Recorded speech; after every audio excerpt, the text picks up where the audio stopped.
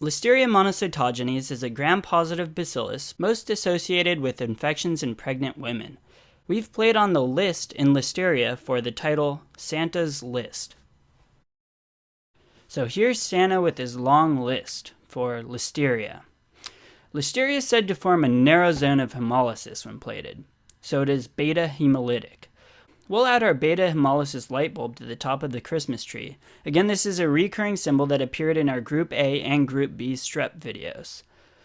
Listeria is motile, and it's facultative intracellular. When it's outside the cell, it uses flagella for motility, and under light microscopy it looks like it's tumbling, so it's described as having tumbling motility. So we'll draw some ornaments tumbling down the Christmas tree. Notice that they're all purple and elongated, or almost rod-shaped.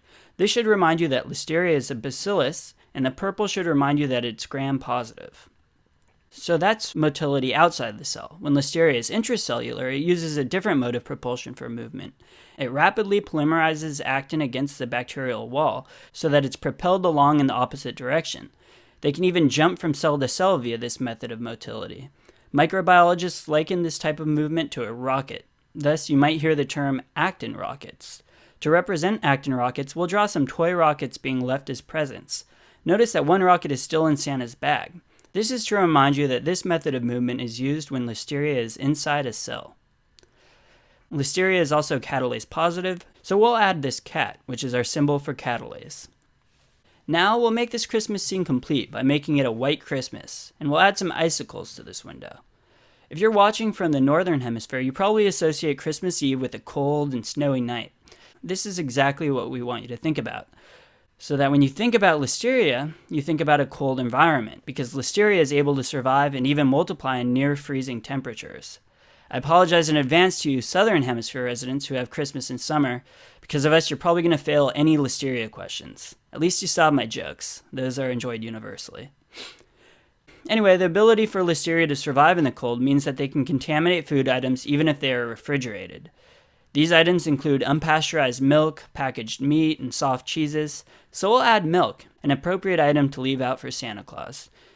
And we'll also add some soft cheeses on this table, an item that's not really appropriate to leave for Santa Claus, because Santa Claus only eats soft cheeses with wine, which kind of explains why Santa's looking in disbelief at this milk.